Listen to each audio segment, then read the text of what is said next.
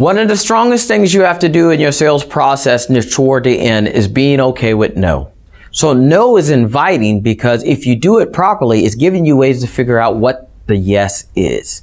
So no's should be welcome in any type of sales process because it's giving you the insight to realizing why they didn't say yes. So a no doesn't mean a dead stop. I love no's. It's like, okay, why did you say no? That know, like, and trust. If I'm with that client, I have ability to ask them. And most of the times, if you've done it right, they'll be honest with you why they didn't buy or want to buy or not buying right now.